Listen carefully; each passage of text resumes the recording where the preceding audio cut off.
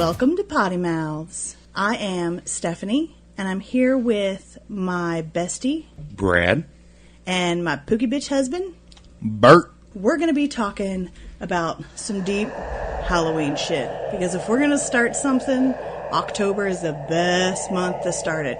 Because Halloween is my drug.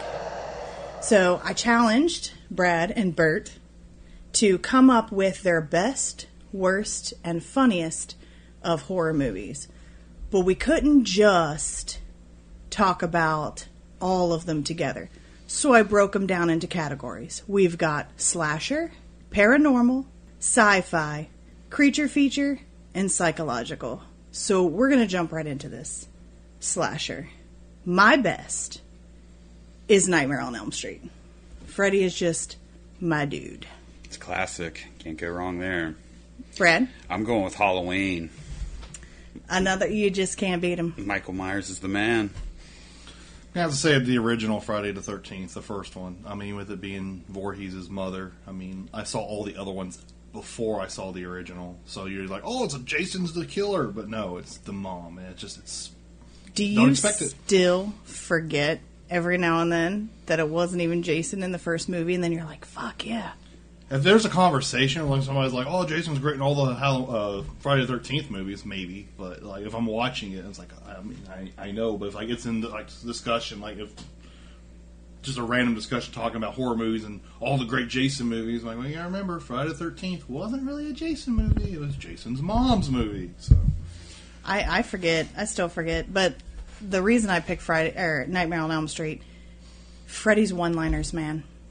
My favorite is, I think it's in the third one, where he picks her up, shoves her face through that TV, and he's like, welcome to prime time, bitch. I died. I fucking died. Was that in the first one? No, it was like the third one. It's the one where they're in the Dream mental Warriors. hospital, Yeah. and they all kept having a dream, and then Nancy comes back and stuff. Killed me. I loved it so much. It's my favorite Freddy one-liner. He definitely has the coolest kills. Definitely. And, like, your guys don't even have fucking scripts. Yeah. There's no Michael Myers or Jason one-liners. I think that's why Halloween was always terrifying to me. The dude never said anything. He just popped up. There he was, this big beastly man. Fucking bam. And I just love that old town 80s. Well, granted it was shot in the 70s, but that old 80s town with the leaves blowing down the street. And I love that shit. It's creep shit. It is. It's great. creep shit. All the silence when there's not really supposed to be any silence. yeah.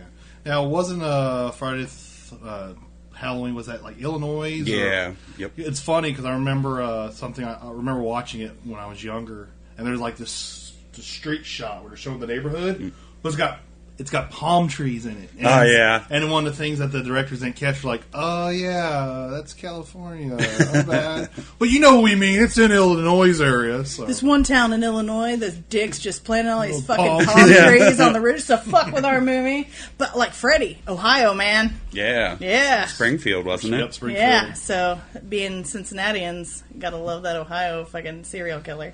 Every town's got to have an Elm Street, right? I mean, creepy, but yes, I would 100% live on an Elm Street. We once invented our own town that we were going to buy when we hit the lottery, and our main mansion was going to be on Elm Street. Fuck yeah. So just how hard I've got it for fucking Freddy. But my worst, and I know that there's plenty of worse. If you've been on Netflix ever, you know there's some horrible slasher movies out there. But my worst, because it was trying to be so good, but they failed, I Know What You Did Last Summer. Oh, that was a bad one. So bad. Yeah, it was bad. So bad. That was kind of like they were trying to play off like the Scream kind of like teen bop fucking, horror movies, weren't they? Yep, absolutely. Well, that and like Jennifer Love Hewitt. Scream Queen be damned. Absolutely not. And they're like, hey, we're going to throw this girl in there. She's like Buffy the Vampire Slayer. Still fucking horrible. And then even the second one, they're like, maybe, okay, let's put Brandy in it. Everybody loved Brandy in the 90s. Still a horrible fucking franchise. No awesome kills. It was like they would just die and then disappear. You never got to see them fighting nobody, nothing. It was horrible. Did it ever get a sequel?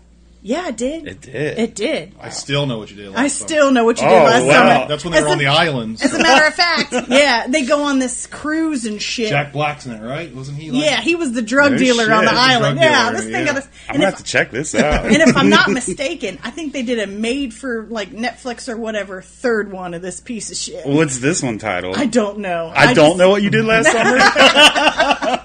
It should be. That would be good. It should be. That would be good. What's your worst one, Brad? I'm going to have to go with Texas Chainsaw Massacre 3. That was a total piece of shit. Which one was that? 'Cause with Matthew McConaughey. yeah. I think some other up-and-comer was in that, too. Wasn't it Renee Zellweger was in one of these fucking things? It might have. I think it was Texas Chainsaw Massacre 3. It was so god awful. And like Texas Chainsaw Massacre, the first one was kind of like a toss between my best with Halloween. I love the first one, but man, that third one was straight garbage. Like, which one is it that Season of the Witch? 3. It's Halloween 3. Yeah. They throw these fucking movies in there that make at least Texas Chainsaw Massacre 3 was about what the fuck it was supposed to be about. True. It was Carpenter did Friday Halloween, right? Yeah. So Carpenter's original intent with the Halloween movies, each movie is supposed to be a different story. But then with the success of Michael Myers in the first one, they had to continue the story on. So that's why Halloween 2 has something to do with Michael Myers. When they did 3, Season of the Witch, it's supposed to be a totally different story, no relation at all, but the same universe. And everybody was like, this doesn't make any sense. Where's Michael Myers? And then it threw everybody off, and that's when Carpenter's like, all right, scratch that idea. Friday the 13th, Halloween will always be related to Michael Myers from now on. One movie that I forgot about that they need to do that with, Trick or Treat. That was a good movie. That was a sweet fucking movie. Yeah. And if they took that and they did different stories, because you can't, it fits every category in here. Because there's a little bit of fucking everything in that movie. If they took that movie and then did like every, like Trick or Treat 2, and it was a totally different scenario, different people, everything, that would be tits. What was your worst? Worst slasher, I'm going to have to say, is House of a Thousand Corpses. Ooh. It felt like look, we're going to take everything from Texas Chainsaw Massacre, change character names, and just put it out there again. Yeah. And that was, I think, Rob Zombie's first movie he did. It was. And I was so scared after that he was just going to be this terrible, terrible movie person. I mean, But it turned out, I liked the Devil's Rejects, even though it was built off of that. I liked the Halloween remakes he's done. But House of a Thousand Corpses, it was just, I couldn't stand it. Not at all. And I watched the bootleg copy, but I still don't think it has anything to do with it. So. No, I've got it. I've got it on VHS. I've got it on VHS and DVD. And the thing that I liked, I agree, Devil's Rejects was better than House of a Thousand Corpses. I love the gore, and the shock stuff. But at some point, when they're just doing it, just for reaction, then that's all it becomes. And I like story. I like background. But when it's just shock and just gore, it takes away from the movie. And that's why I didn't like House of a Thousand Corpses as much. It's not my worst, but I agree with you. It was not as good as Devil's Rejects. For funniest, I know it's not a horror movie technically, but I went with Scary Movie. Because that opening sequence where they're like doing the little skit from Exorcist, and she starts giggling and pisses all over that carpet. That's the second one. So. Was that the second one? That's the second one. Okay, well then, Scary Movie 2 is my funniest slasher. Because in James Woods, he's the preacher. Yeah. Get out this demon! And he's on the toilet and stuff. And all the flies are around and shit. Oh my god, it's so good. It's so good. Brad, what's your funniest? I'm going to have to go with Child's Play. I mean, what's not funnier than a doll killing grown-ass people? I never understood that. I hated Chucky when I was a kid. It was pretty creepy. I hate, that's one reason I think I hate dolls so much. I hate Chucky. I didn't... How can you not kill I mean, I get it. Well, sometimes he's under the bed, and sometimes he's up in the closet, and you don't see him. You can get shocked by just about anything. It just makes me laugh watching this doll that's literally, comes up to not even your knee, just taking these dudes out. Like, what the fuck is this? The funniest shit for me is watching him do his, little doll walk, holding just a regular fucking steak knife, but the fucking thing looks like a machete. Yeah. And his tiny-ass little doll hands. It's like a cane for him. That's the best shit ever. That's good. Bert. which Freddy was it where he rips his shirt off and his chest is pizza and all the souls he's taken are little pepperonis? Is that the fourth one? Yes, I believe so. I love that scene. That's my funniest slasher. Because there's that part, and there's a part where the one kid's in the junkyard and dog pisses on the ground, and the junkyard splits in half, and you can see the depths of hell. It was just so cheesy and everything else. I'm like, yeah, I have to pick my funniest one. It's that one.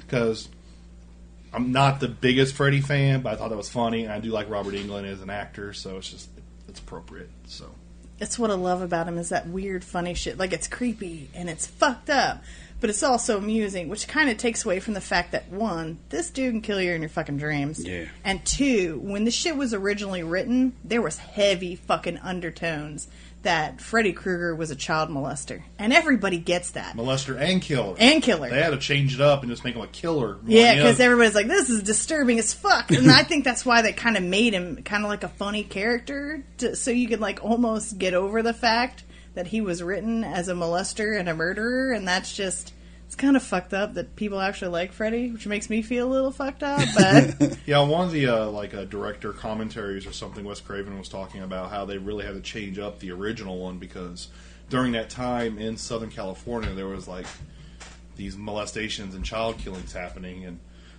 in California, I mean, it goes all the way back to like the 40s, like with the chicken coop killings and everything. And so that's loosely what Freddy was based off of. And then he's like, man, people may not like this because they think I'm promoting it. So that's why they changed it up. He's like, oh, if he's just a killer with a funny sense of humor, maybe that'll work out better than a molester killer. And then when they did the remake recently with Harvey Earl or whatever his name is, the new Freddy, they went more with that molestation toward Nancy and everything to try to build off that because I guess they felt like society was ready for such a villain. Society's numbed as fuck to that shit. Your killer has to be like the worst dude on the planet. Like Ted Bundy style and shit to get any reactions out of anybody these days. Would Ted Bundy get much reaction these days? Or would they sympathize with him? I mean, everybody's so sensitive. They probably make excuses for him. It's our fault. It's our fault. Well, Bundy's one happened in Gainesville, Florida, right? Killing all the Florida State students. Yeah. Well, if they were all liberals, they'd be okay with it. I mean, yeah. Or maybe they'd be against it. It's like, oh, he should be killing the Republicans. There'd be studies at Florida State about how we created him. Yeah. And Trump had something to do with it, too. Yeah. Blame it on Trump. Blame it on Trump. If we're going to pick the worst one, I think Jeffrey Dahmer's like one of the worst ones. Him and John Wayne Gacy. I mean, and terrible. Ed Gein, man. But I think he only got 2 kills. But what he did with the bodies afterwards, if that dude had continued. But Dahmer had that shit just like sitting in buckets in his fucking house. Not just that, but he was like drilling out a hole in their head, making them like zombified, and they were alive for weeks after that. Yeah. That's, I mean, not only a killer, he was a torturer, and it was messed in the up. horror movie, what was it? There's 2 I can think of. Is The Collection or The Collector? The Collector. The first one? Mm-hmm. No, Collection, the second one. He, like, makes his own, like, fucking super zombies and shit, but he gets them all hopped up on drugs and cuts out their tongues and shit. But then there's another movie, it's called Loved Ones, where her and her dad kidnap dudes that she's got crushes on during the dance, and they drill a hole through the forehead, through the skull, and they dump boiling water down there, and it creates like these fucking feral zombie motherfuckers. And they're keeping all her ex-boyfriends in the basement and shit, all zombified and stuff. It's fucking weird. Yeah, Dahmer, I think, put acid or something in the hole he drilled in her head. But that makes me think of People Under the Stairs. Wes Craven's. I mean, they were trying to find the perfect mate for their kidnapped daughter, and if they didn't work out, they cut their tongues off and threw them in the basement. They're going through the catacombs and the walls and stuff of that house. Messed up stuff. I think we all agree what the fuck is wrong with people. Donald Trump. Florida State. They're going to do a study. They're going to do a study. Jeb Bush. All right, paranormal. My best was Insidious. That's a good one. It's creepy. The little demon guy, man. Yeah. Paranormal's creepy. It's not necessarily my most creepy genre, but the first and second time I watched Insidious, I jumped. I knew it was coming. I still fucking jumped. And just that demon dude at the end, man. Oh, my God. He creeps me out. Plus the song in the background. Like Tiptoe Through the Tulips by Tiny Tim. I'll never fucking... It's supposed to be all happy and shit. If you look up what Tiny Tim looks like... He's a creepy asshole. He could have been a serial fucking killer. So that just Probably makes... was. That's just creepy on creepy on creepy. Brad, what's your best paranormal? All paranormal freaks me out. I am the biggest puss when it comes to paranormal. I'm not gonna lie. So like it was a hard one, but The Woman in Black, because that shit literally made me tear up when I watched it. Like, it was taking my fucking breath away. It was bad. I mean, it was bad. Bad. But Brad. Yeah, bad for Brad. Brad can't handle those ghosts. What's your best, Bert? Have you ever seen or heard of the movie Haunted? Oh, yeah. It's one of Kate Beckinsale's very early movies. Amazingly well That's done. one I haven't seen. It is. It's a British movie. It's about this parapsychologist who this woman's writing him saying that she's being driven mad by these poltergeists or ghosts in her house. And he goes up there, and it's this older woman in this mansion with her 2 sons and her daughter. Now, I won't give you more of the story away because that all plays a really relevant part. And if you haven't seen the movie, I highly recommend it. But it's hard to put things together for this movie. It really is, until you get toward the end and things start making sense. And then at the end, you're like, holy crap, really? Totally. I mean, it was a mind fuck for me. It really was. I mean, Like The Others. Yeah, I think The Others was kind of loosely based off the same story because this, like I said, this was like '95 when Haunted came out, and I don't remember it ever being like a theater thing or anything. I think I watched it on like HBO late night or Cinemax late night or something when I was younger. But it was really, really good. Highly recommend people to watch that. My worst paranormal... Now, it's not poltergeist. It's poultrygeist.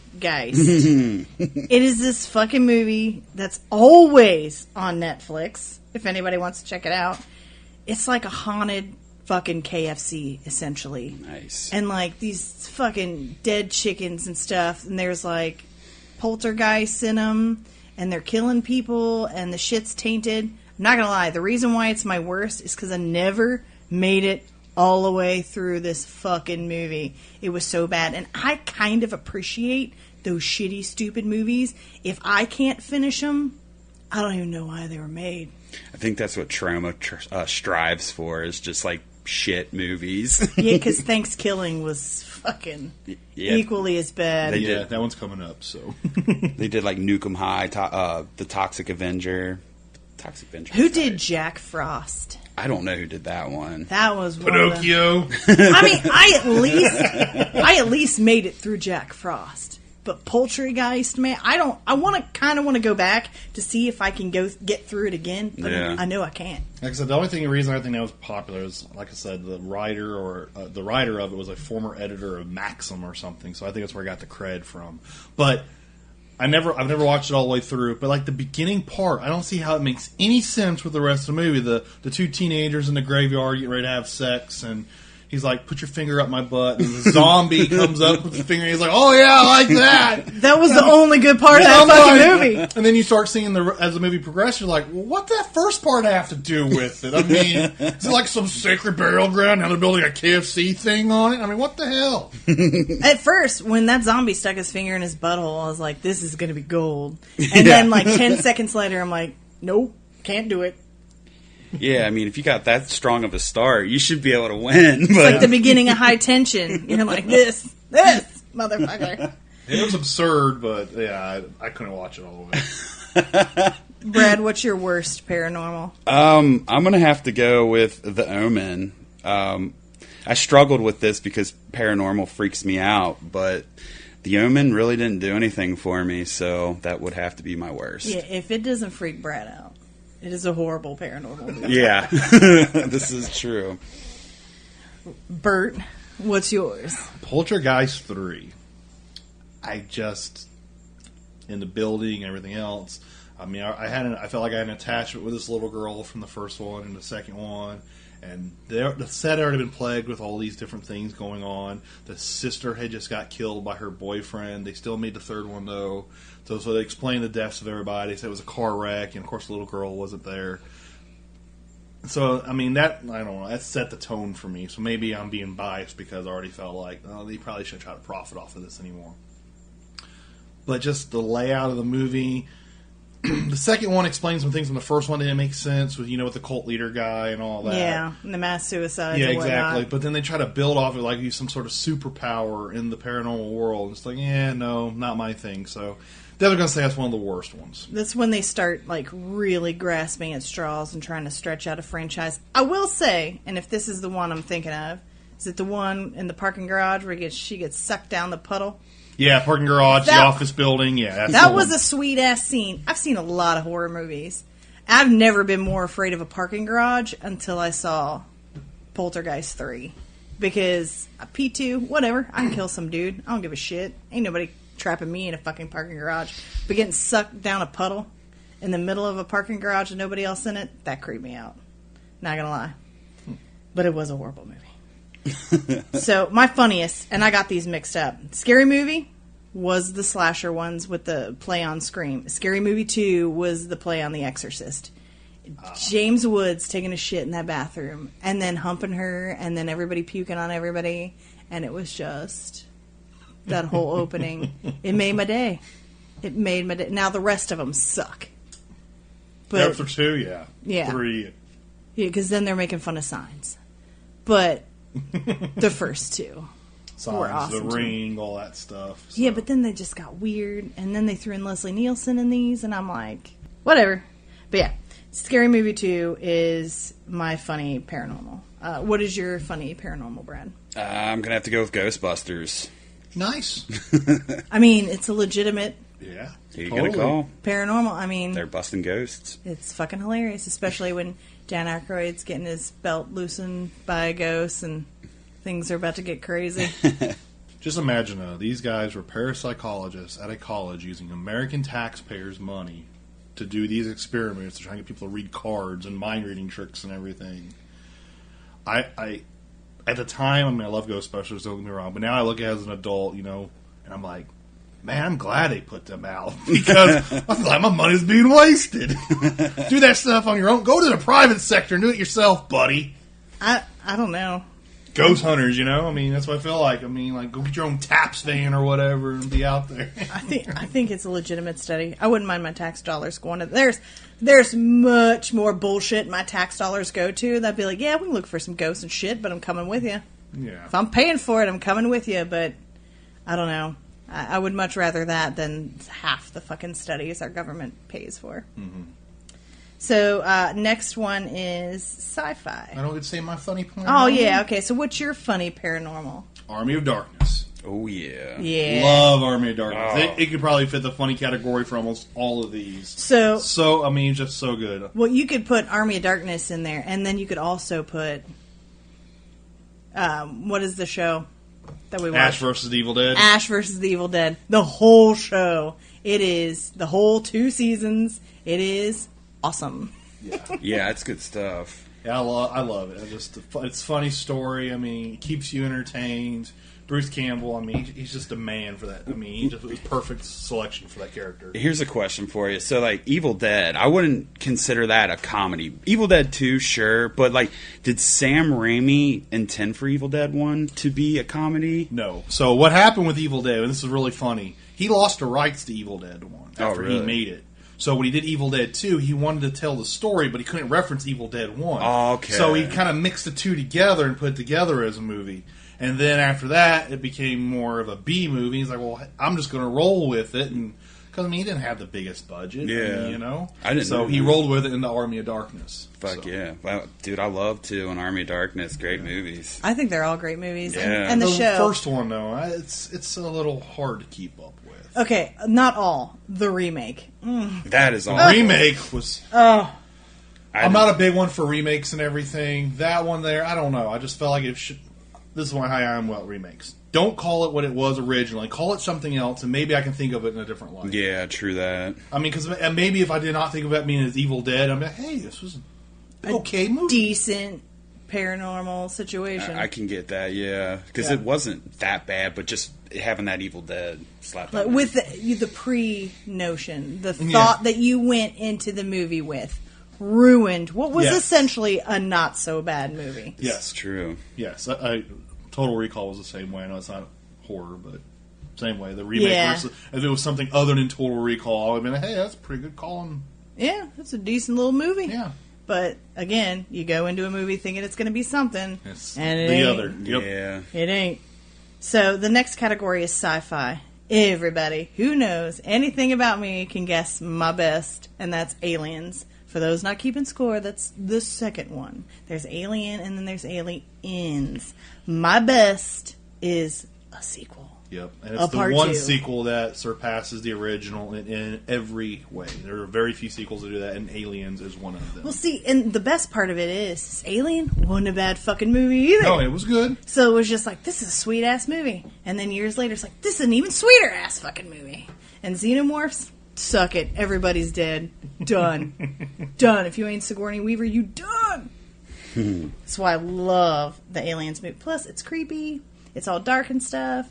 And the undertones. And Geiger's art and shit. It just real big creep factor for me. Plus, in space, and the tagline, no one can hear you scream in space. It's just awesome. So, that's why it's my best. Brad, what's your best sci-fi? I enjoy Aliens the most out of that franchise, but I went with Alien because I felt that one was more horror than the second one, I guess, in my opinion. So, yeah, I rolled with Alien because that was just fucking creepy. It definitely had the more horror and less action. Yeah. So that's why I went with that. But Aliens is definitely my favorite of the franchise. But yeah, I picked Alien. Agree. I'm not gonna harp on you for that. Yeah. It was fun. It was funny when Alien first came out. They had a lawsuit against them because some director of some 1950s movie tried to say they stole his idea. And the only reason I know this because I don't know if you guys remember Monster Vision on TNT. Oh yeah, Joe Bob Briggs. Hell yeah. He did a creature feature one night with it one Saturday, and he was talking about he watched Alien, and he was like, "All right, now we're going to watch this movie," and it was like horrible. You could see the strangles on the rocket ship landing on the planet and everything else, and the alien had like a tentacle thing. Yeah. and like a third of the way through the movie, he just stops. He's like, "Really? You're going to say the premise is like, oh, there's people on Earth. Oh, okay, we're going to do another movie with people on Earth, but it's a totally different story. Oh, you're copying off me." There was no way that the court case got dismissed, but it was just like.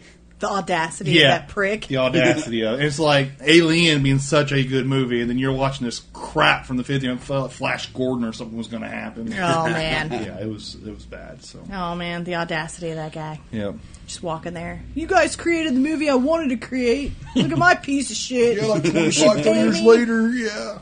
No, that's totally wrong. So my favorite sci-fi is a movie a lot of people haven't heard of and I haven't watched, but Split Second. It's Rutger Hauer. It's got Kim Cattrall in it. It's based in the future, 2012, which is like 6 years ago to us now. But like the world's messed up. London's flooded because it's all based in England.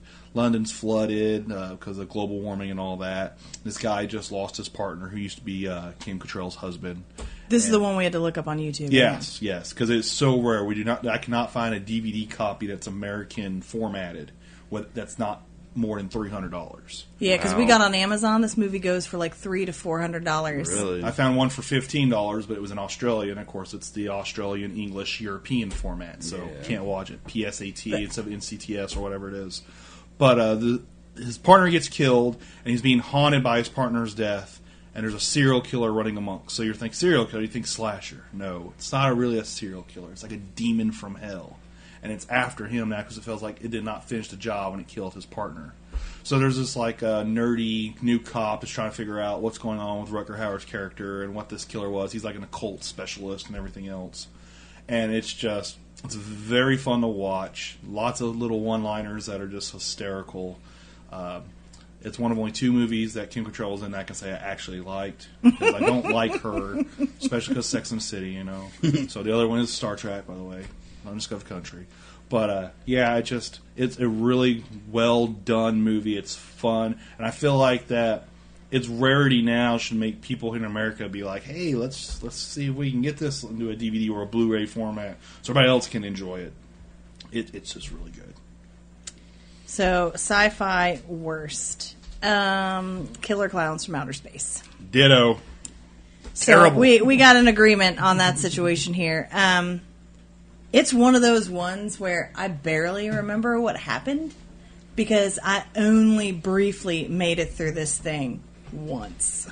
I just remember the popcorn becoming like little alien monster things, and the circus tent looking like a UFO in the sky when it lands. The first time I saw this movie, I was younger. I was in second grade. But I remember. it wasn't like now where you watch a movie and you think, even if it's bad, you still think, how high were these people to come up with that concept? I didn't know what high was back then. So there was no excuse for what the fuck I was watching. So I just never watched it again. See, I mean, since we're speaking of it, I'm just going to jump ahead. That I have it listed as my funniest. I thought it was just so terrible. I fucking found it rather amusing. I mean, sometimes things are so bad, they're funny. That is true. Like Sharknado. I mean... Awful. You guys know I love all them shitty shark movies. I think probably one of my favorites is, what is it? Ghost Shark. Ghost Shark. Wow. Ghost Shark. Shark. You drink a cup of water and the fucking ghost shark is in you and you die. Now, see, if I've ever seen that would have definitely been my paranormal worst. Oh, you haven't seen Zombie Shark? That's the one that's got Bull in it, right? Ghost Shark? Yeah. Bull from Night Court? Yeah. Yeah, he's in that shit. It's funny, too, because when we were watching that together, I just saw the back of his head. I'm like, is that Bull from Night Court? She's like, how can you tell that? And he turns around, she goes, oh my god, it is! If you measured that man's head, it is unlike any other head massive. on the planet. Massive. So, we know you're funniest. What's your worst, Brad? My worst is Predator versus Alien. Oh, don't get me fucking stay on that franchise. What a terrible, terrible movie. That is 20 years of hype and build-up for one of the biggest pieces of shit I have ever seen. I didn't even want to talk about this. I don't remember. That's a whole show right there. Let's talk about how terrible that movie is. Oh, the day I saw it, I went on Facebook and I wrote like a 6-paragraph tirade about how fucking much I hated that movie. Yeah. And everybody's like, God damn, I thought you loved Predators and Alien. I'm like, that's why this hurts so much. That is why this hurts so much. That's like waiting for the new Star Wars and you get Jar Jar Binks. So I mean, I know you feel that pain.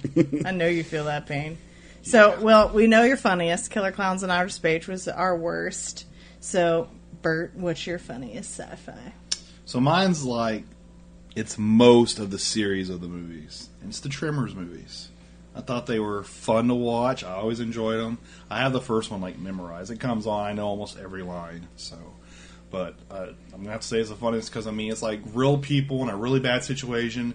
I mean, most horror movies, there's a level there's got to be sex involved and everything else, and somebody has to be murdered, and there's a conspiracy, or there's an affair, or there's something going on. In Tremors, nope, just a small little town. These two guys are like, "Fuck you, we're going to the big city. We're going to live our life. We're tired of pumping your old shit. Going and what the fuck? Now the road's blocked. Now we find some dead guy in a power line. Oh god, there's underground goddamn monsters. I mean, it's just great. It's Agreed. Great. And the first one's definitely my favorite. Second one I enjoyed. Third one was, and then the other ones after that were, And my namesake is the star of those later ones, Bert. I mean, it's just come on, let's back it up a little bit.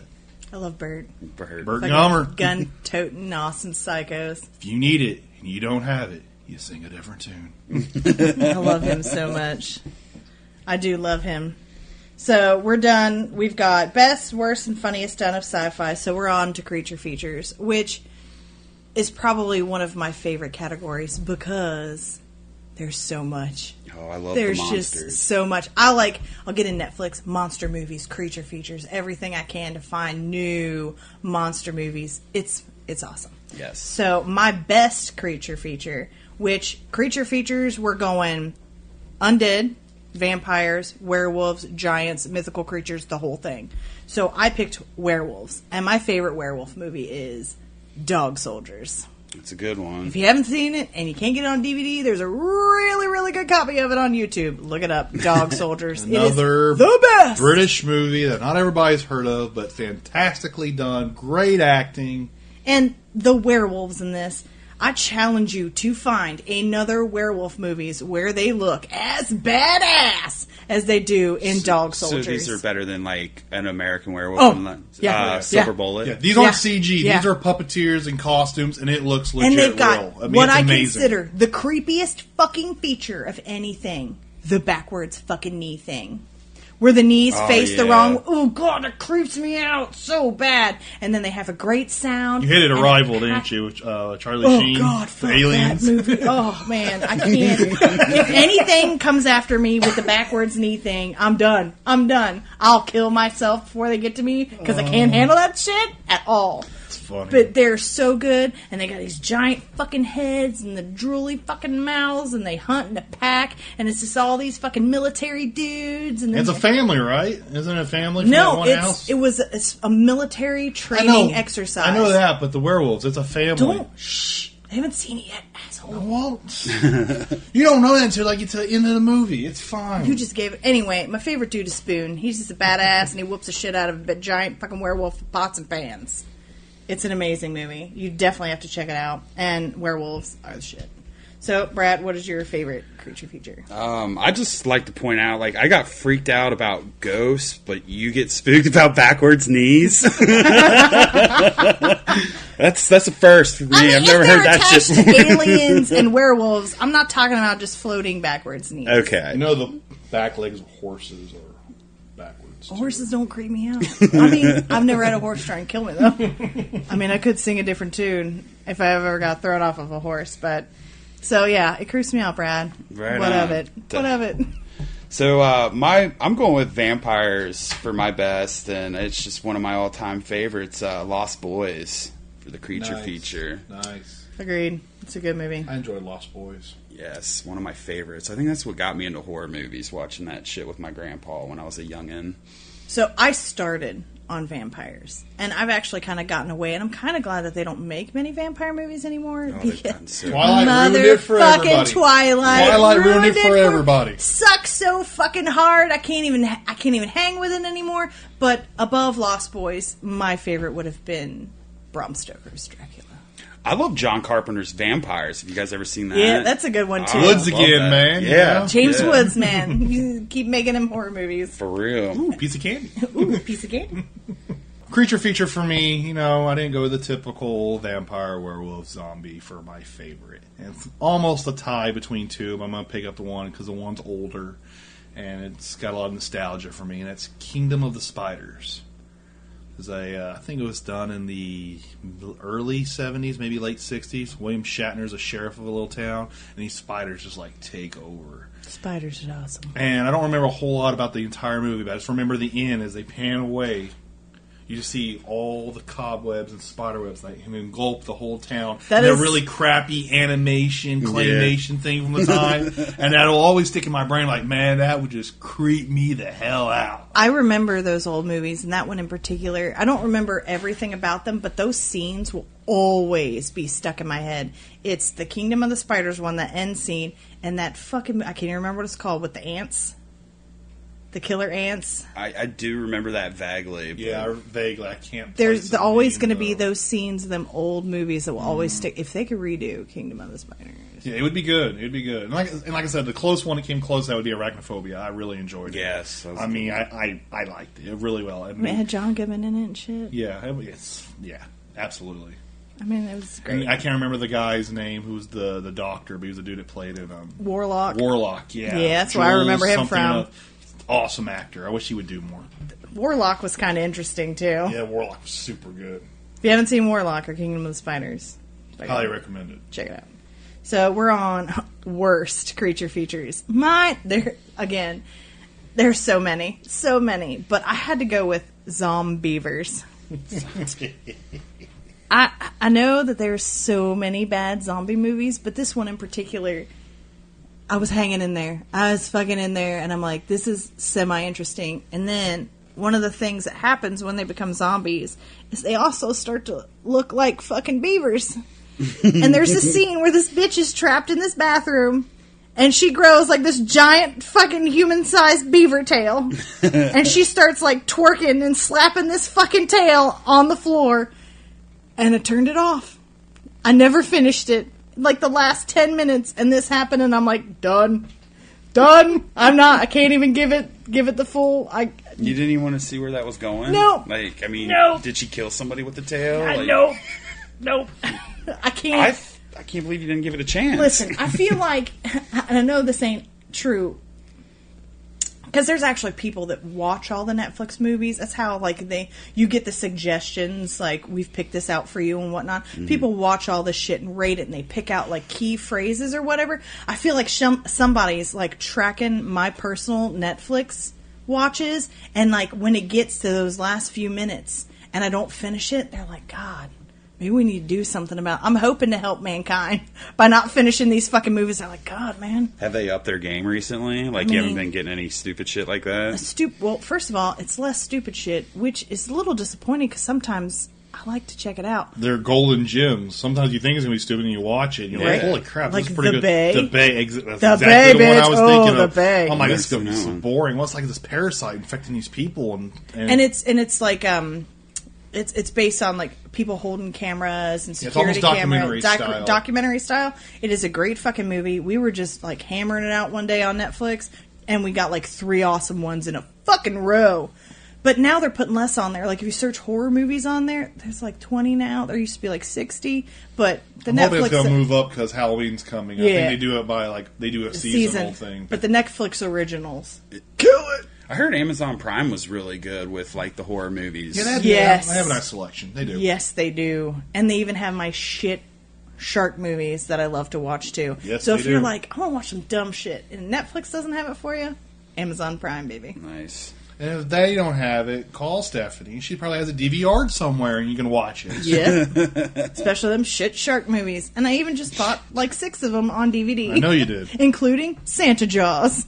Santa Jaws. She bought that thing. Fucking Jaws. Is that for Christmas viewing only, or do you guys bust that out? Well, here's the thing: the shark is attracted by Christmas shit. So, like, no shit. Stop. Just think about it. If you throw like a wreath in the water, it'll come after you. If you're dressed like an elf or some shit, it'll fucking come after you. So if you're Jewish, you're safe. Yes. Okay. Nice. I think it's one movie where the Jews win. It's the one Jews. Santa Jaws. You're good. You're good to go. But yeah, it's fucking hysterical. I love that shit so much. I'm gonna have to watch that now, I guess. I mean, if you can't finish it, Netflix will know, right? Yeah. Yeah, you're sending out that algorithm of this is just too much. But you should at least give it a chance. But, Brad, what's my worst? Yeah. I'm just gonna have to go with the killer vampires, Twilight. I mean, what a piece of shit. I mean, I guess it was too easy. I was struggling with it because I just love creature features, but I don't know, maybe if I saw Ghost Shark, it could get up there with it. But I mean, it would. I mean, do you put that in creature features or paranormal if it's a ghost fucking shark? And there's also zombie shark, so... Yeah, they cover the whole spectrum, really. Yeah. I mean, would Sharknado just be a slasher? I mean, there's chainsaws. Or a natural disaster movie. Well, yeah. Right? Anything with Tara Reid's a natural disaster movie. Yeah, she was in Trailer Park Shark, too. Trailer Park Shark. No shit, she Trailer Park reprised her Shark. role. That wasn't... And she makes Sharknado fucking references in that movie, too. But I kind of like Trailer Park Shark. There's this dude with his horse, and the shark attacks his horse. Oh, it's electrified. The fucking shark is electrified. So when it gets pissed, you get electrocuted if you're in the water. Oh, so fucking good. What the fuck? Okay. So if I can't finish Zombievers, people, that's just how fucking bad it is if I can watch Trailer Park Shark. Amen to that. Twice. So, all right, my funniest. Oh wait, did you do your worst, Bert? No, I did not. All right, what's your worst, Bert? All right, so I was the guy that liked zombies before zombies were cool. So when everybody else was into the whole Twilight thing, the vampires, Van Helsing, all those movies coming out, I was the one that was like, I'm all about zombies. I had all the Night of the Living Deads, even the ones that were terrible and funny. He has a massive collection. I mean, my goal in the early 2000s was I will own every zombie movie ever made. That was my goal. And I bought this one that looks really creepy. It's got this ugly zombie girl on the front of it, and she's got like an occult symbol on her forehead, and it's called Zombie Nation. it is a porno without sex. The music is there. The dead women and bodies are there. The cop dude's there and everything else. And you're expecting to go do a sex scene, and it doesn't. And it's just like, this is a porno without sex. I mean, there's no bigger letdown. There's no boobs. There's no nothing to it. But the music's right there. You hear the music, and you're thinking, oh, yeah, he's going to get down with a zombie. And then it don't happen. And that's not why I bought this movie. I bought it because I thought it was a zombie movie. And I'm like, this is absolutely terrible. And it came close because it was a tie with All Real Zombies. This was on Netflix for a while. I remember. And these were people that got infected as zombies, but it was the movie through the eyes of the zombie. And these zombies just thought the world was going around them very, very fast, and they couldn't understand why everybody hated them. The title literally just said, zombies. And there's this one, so the guys in the movie, they don't know they're fucking infected. They don't know. They know they got bit, but they just think everybody else is acting weird. This dude throws a bunch of brains in a blender and shit like it's normal as fucking, just making making a protein shake, man. It was bad. It was a little amusing, but it was bad. It was bad. It was bad. Those are probably the two worst I've ever seen. I've seen some bad ones. Zombie Nation definitely wins those awards because it was just a porno without sex. So, there's bad slashers, and there's bad sci-fi, and there's bad paranormal. But I think, and you guys probably agree with me, besides shark movies, zombies have got probably the worst of the worst when it comes to bullshit creative movies. It's hard to say there's good ones. Like World War Z was pretty good. The Walking Dead, I mean, I was one of the first watchers of that. I mean, I watched it the day it premiered, super into it for a while, and then it seemed like everybody jumped a bandwagon. Everybody Land of the Dead, Day of the Dead, Dawn of the Dead. Zombieland. I mean, Zombieland was the comical version of zombies. Yeah, but I liked it. I enjoyed it. I thought Woody Harrelson did great in that, but there are so many other bad ones. I'm telling you, I mean... Yeah, just go to your local Walmart, find the $2 bin, start digging through there. It's full of zombie movies. And there are just some terrible, like, especially during Halloween. You might get one that's got like 50 movies on one disc. And if they can put that many movies on one disc, they're bad people. Yeah. They are bad. For $4.99. Not even that. I think they're $3.74. $3.74 at Walmart now. 50 zombie movies for $3.74. Yes. I'm set for a couple of weekends. So... This one, it's not a horror movie again, but I gotta. When shit's amusing to me, I gotta say it. My funniest creature feature, Dracula Dead and Loving It. Oh yeah, it's good stuff. I mean, it's Bram Stoker's Dracula parody, and it's hilarious. I went hard for the Leslie Nielsen movies for a while, The Wrongfully Accused and stuff like that. I went hard for those for quite some time. And Dracula Dead and Loving It is my favorite. So, Brad, what is your funniest creature feature? I'm going to have to go with Gremlins. Nice. Yeah. Fucking who doesn't love the Gremlins? And yeah, total creature feature, and it's rather amusing. Absolutely. I gotta say, I kind of like the second one. Like, the first one was awesome, but the second one was still kind of cute. Yeah, but they went super comical with the second one. Yeah. I appreciate it. I see why they did that, because it fit that genre for them to do that. But like the really smart gremlins, like doing the report. Oh, blah, blah, blah, yeah, I was like, this is that. too much. Well, it was funny, but like I like the first one more. Well, but it's like, because the first one does have that hard creep factor, and they lose that in the second Yeah, one. absolutely they did. But, like, for me, one of the things, when that gremlin attacks her, when it's in the fucking tree, in the Christmas tree, that was like, I won't turn my back on Christmas trees anymore because of that shit. And then, I mean, Gizmo.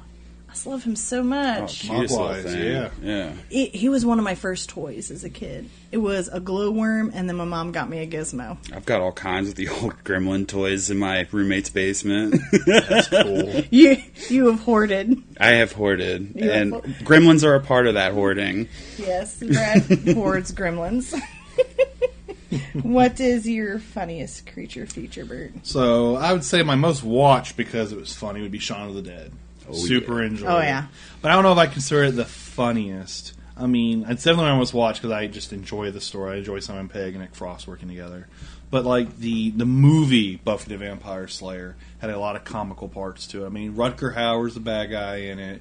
Then you got Luke Perry, and the girl that plays Buffy, Swanson. yeah, whatever her name is. It's Swanson, right? Yeah. Wasn't she in Trailer Park Sharks too? Wasn't she in one of those? She was one of those she was in Swamp Shark. Swamp Shark. Okay. Swamp Shark. So just to bring it back full circle, the girl who played the original Buffy was in there. But no, I just remember the part where the one vampire gets his hand cut off, and of course, in this movie, regeneration for them doesn't happen. And she's got her like pinned against the wall. That's Pee Wee Herman. That's right, it is Pee Wee Herman. Yeah. It is. So she's got Pee Wee Herman the vampire pinned up against the wall, and he's like, she makes fun of him only having the one hand. And he goes, I can do anything with one hand, you can do it too. She goes, really? Clap. And I just thought that was like the funniest thing. That's the one thing I will always remember of that movie. Because he's like, damn, she got me. He's the funniest part of that whole fucking movie. He really is. Especially at the end of it. Herman, yeah. And at the very end, like the movie's over and then they bring it back and he's still down in the stairs going,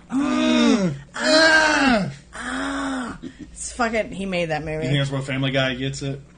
Oh, with the Peter the overextended, like when they skin the knee and stuff and it lasts for 20 minutes. I mean, that's probably where they get it. That's probably where. I know you hate that, and it frustrates you to all hell. It annoys me in that show because it's like, all right, Seth MacFarlane, new gag, please. Nope. New gag, please. Nope. Just keep stretching it out. The longer you stretch it out, the funnier it gets. Just like the opening of fucking Spaceballs. The longer that fucking ship flies through the fucking sky, and you're like, when is the end of this? The longer it goes, the funnier it fucking gets. But I watch Swamp Sharks, so I'm easily amused. So, our next category is psychological.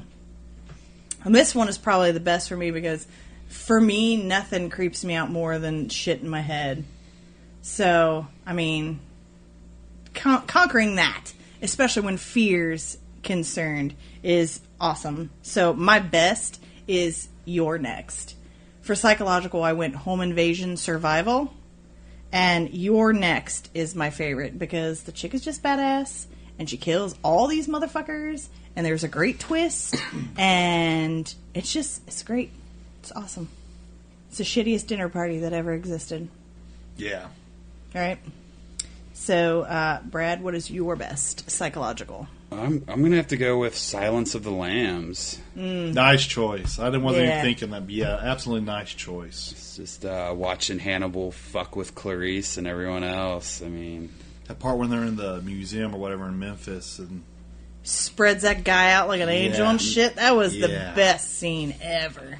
Absolutely. The best scene ever. Have you guys ever seen the show Hannibal on, I think it was Fox? Yeah, I watched it. I didn't watch it. She did. Oh, that shit got pretty graphic for like a basic television and show. For me, the sickest part was they would always do these little scenes where Hannibal was cooking. And you knew what the fuck he was cooking. But I'm still like, damn. I'd eat that. Yeah. Dude knows how to cook. I'd eat that. The guy was a dick anyway. I'd eat that.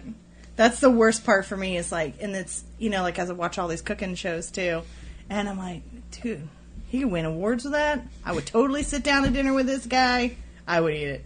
But you should check out Hannibal. I know it's over, but it was a good show while it lasted. Mm-hmm. What was that actor's name that played Hannibal on that show? Oh, I'm not sure. He played in Rogue One, but I can't think of his name. I don't know. I can look it up real quick. He's in other shit that I remember. It's like when you first learned who Carl Urban is, and you're like, that guy's in fucking everything. Yep. But you really don't realize what he's in immediately. Yeah, absolutely. So we're psychological best still. Yep, so it's up to me. Bird. My favorite psychological movie was a TV-made movie based off a Dean Koontz book, Intensity. Absolutely love that movie. It's got the guy from Scrubs in it. I can't remember his name. I never can. Yeah, he was also in Deer Hunter or something else. I can't remember. But he's been in a lot of movies. And him as a bad guy, I never would have guessed it. Like, this guy's the funny doctor from Scrubs. This guy is the guy from Are We There Yet? And well, it's like... but he did an amazing job, and the storyline was so good, and you don't know where it's actually going, and when everything progresses, you're just like, holy crap, this is like my biggest fear. Thank God I'm not some pretty girl where this guy's going to kidnap me and want me to make him a slave. I'm just some ugly, overweight father. But if I was that girl, I'd be scared to death. All you dudes have it like... if we're talking about all these horror movies and shit, you're out automatically of like 60% of this shit. Yes! Being a chick is just Safety with the extra dad bod. creepy. Extra fucking creepy. I mean, it's bullshit. It was real fucking bullshit. All these fucking hillbilly crazies are always fucking... And like, you're right. Right? All the hillbilly movies. You think about it, the one, shoot. Hills Have Eyes? No, I'm not even thinking about that one, psychological. The one with the 3 guys on the fishing trip with the banjos. Ah, fucking Deliverance. Deliverance, yeah. Yeah. With a tribute to Burt Reynolds, who just Oh passed my away. God. Poor guy. But yeah, I mean, that's where the dad bod, you're just swimming like a pig now. So maybe I'm not so safe. I'm definitely going to go fishing in the woods. All right. Name 4 other. 4 others where people with dad bods Where get killed. specifically dudes are at risk here. Yeah. It's not easy. Yeah. You're right. Yeah. Suck it. I got to put in extra fucking time surviving this shit. Especially when hillbillies are fucking involved. And vampire shit. I mean, if I got to become a vampire, I mean, win-win. I don't like garlic anyway, so I'm good. But if it's a Twilight shit, no. Oh, hell no. I'll opt out Turn of them that. lights on. Like Yeah. a Super Bowl commercial. The Well, carbide I can't so even walk bright, out made into the everybody sun. turn I them- just glitter. Yeah. I hate that shit so bad. Yep. Anyway, so we're To the worst. to the worst. I love my worst. This is probably the worst of the worst of the worst. My worst psychological horror movie is the number 23. That was a terrible movie. I was like, this is going to be creep shit. And it was not. I can't think of anybody that even after that movie came out was like, dude, have you seen number 23 yet? And I'm like, no, like, you gotta. Wasn't that a Stephen King book?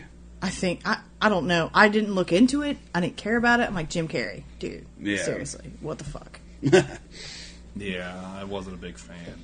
I watched it twice because I thought maybe I missed something. And nope, I got it all the first time. Like, you want some creep shit? Whatever. 7. Watch Yeah. 7. Don't fucking watch the number 23. Yeah, Brad Pitt, Morgan Freeman, Kevin Spacey. Yeah, See, I almost Creepy. put that as my best, but in the back of my mind, I'm like, is this psychological or is this slasher? and see, So some if of I them can't- span multiple. Yeah. So if when I was making this list, if I couldn't place it perfectly, you just I took it moved out on of to it. my second or third option. Understood. That's a fair way to assess it. So, Brad, what is your worst psychological? I'm gonna have to go with Zodiac with Jake Gyllenhaal. Yeah. I just felt like that movie never went anywhere. Like, from what I can recall, it's just kind of like the killer teasing everyone, right? And they're just kind of, I mean, I just, yeah. Yeah, it's kind of hard for them to do a movie where there should be a climax when they don't even know in real life who the killer was. True. Yeah, but that's It's the like climax. but still, it's like the climax for me should be they should enter it. The Zodiac killer was never found. Blah blah blah. Please see season 6 of American Horror Story to explain it or something. You know, I mean. But that, it doesn't make for a good movie. Yeah, it makes it very difficult to make that a good movie. Now with the Golden State Killer being captured, now somebody can actually do a movie based off of him, and now they have a climax of, hey, we caught the guy. But with Zodiac, it's difficult to do that. Yeah. That's But- what makes it hard. But also, that's Makes what it bad. That's what makes it part of the whole psychological thing. Is like that dude could have been your neighbor. That dude could have been teaching at your kid's fucking school. I just same thing with Jack the Ripper. But see, I could have got all that information from a documentary. I don't think I needed a movie. To That's Agreed, true. You know? Agreed. Yeah. So- Because Should be a true crime show Yeah, or 'cause something. listen, Absolutely. Like if you're watching the ID channel, which I call murder porn, all right, you just need it on there. Thank you, ID South Park. The ID channel is amazing for shit like that, and they do like for me, it's movie quality watching. Yeah. For the ID channel, so they really didn't need to make a movie. I'm not saying that it was not the worst. It's pretty fucking bad. I'm just saying the number 23 was probably worse than that. My worst. And I almost count it as my funniest, too, because it's so bad it's funny to me. Not the movie itself is not funny, but it's so bad I think it's funny, so it counts as both for me, is 1 Hour Photo. I love Robin Williams. I was devastated when he decided that he wasn't ready for this planet anymore. But that movie, it was just like, you were the creepy guy at the development place, and you feel, I mean, I don't know, I mean, it's creepy in that fact, but it was just so slow. And, But we also know that he could do creepy. He was a serial killer in that one movie. yeah, with Shit, here we go again. Pacino? No, Yes! Was it Pacino? Yeah, it was in Alaska. Yeah. And that was good. I liked He that was a movie. serial killer, and he did it I've never well. seen that. I Yeah. can't remember the name of it. We just watched it not too long ago. And I mean, I liked that. But in 1 hour photo, it was mine 23. Yeah. Agreed. Agreed. Just so slow development wise, everything else.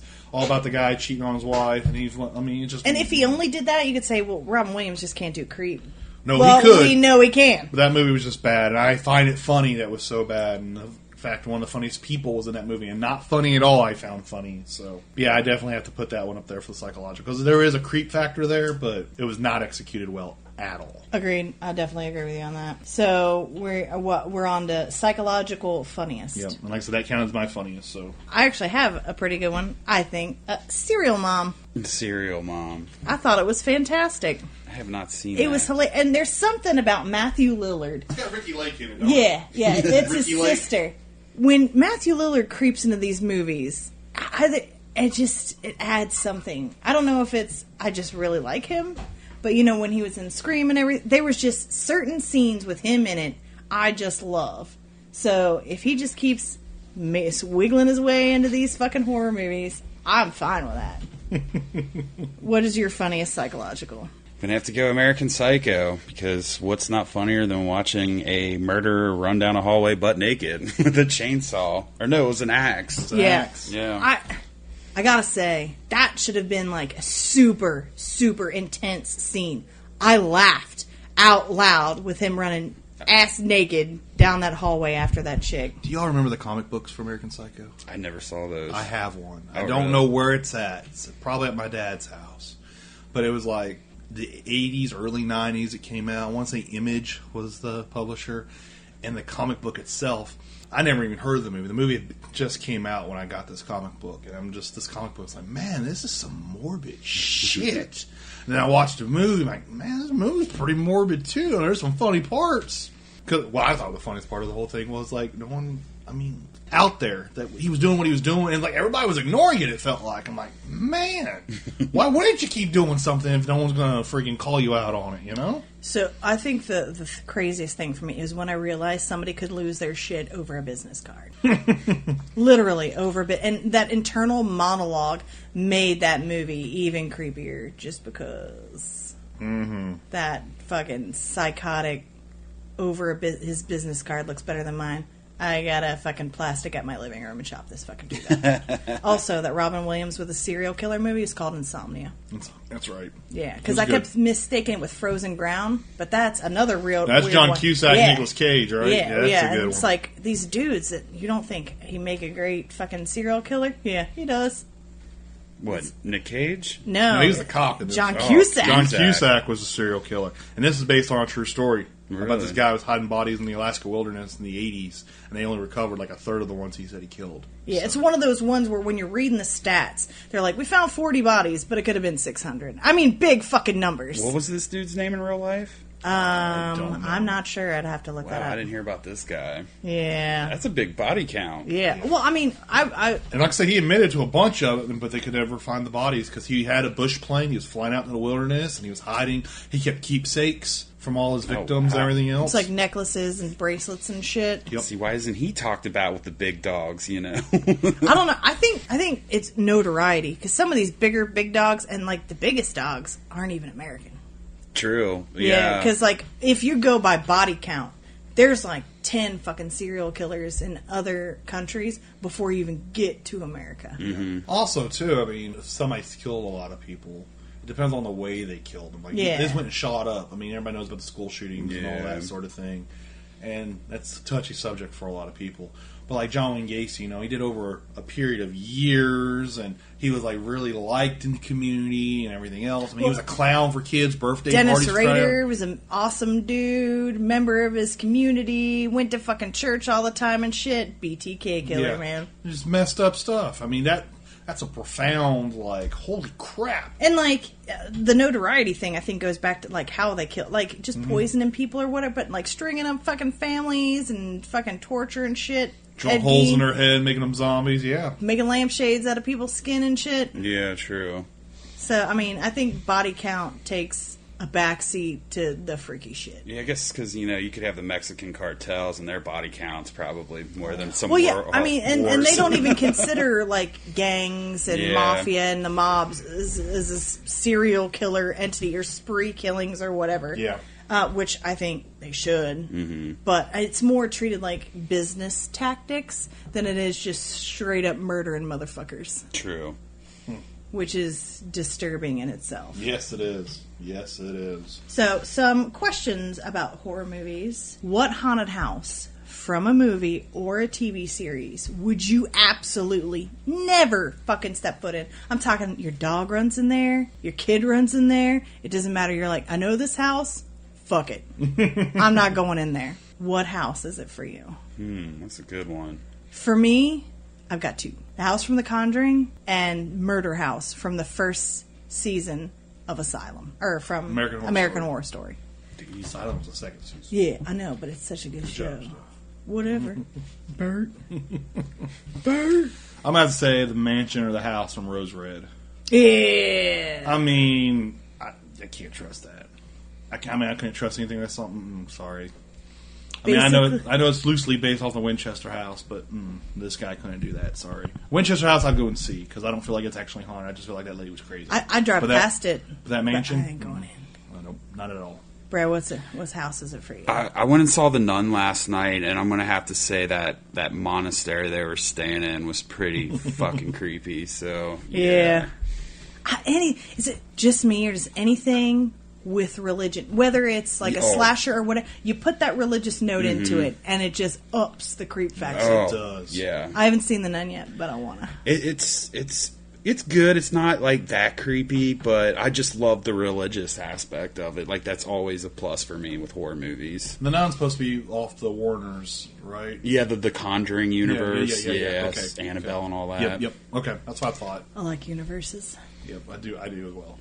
Marvel did so well, and so now everyone's joining suit. I mean, if it's good though, once you get like shit, I'm cool stop. with the horror universe. This is the first go at it, really. Well, I guess if you don't consider Universal Monsters, yeah, I mean, Monster Universe. if you talk movies and stuff, but like, there's a lot of books, like a lot of Stephen King's books. Yeah, all true. In the same universe. So. I hate to keep harping on it, but American Horror Story did it for me. Just taking that creep shit and then doing a different topic every series. There's only a few of them that I didn't like. And then with really. Apocalypse, they're wrapping them all together, aren't they? Like, yeah, they're bringing it back. Heard that rumor. So. It looks good. I definitely heard that Murder House and Coven play heavy into them linking them all. I just hope they don't destroy it trying to link them all. True. Because my favorite out of all those was Asylum, and that had fucking mad scientists, the religious aspect, UFOs, aliens and shit. I don't know how they're going to work any of that into Asylum, and it was my favorite season. It'd be rough. So,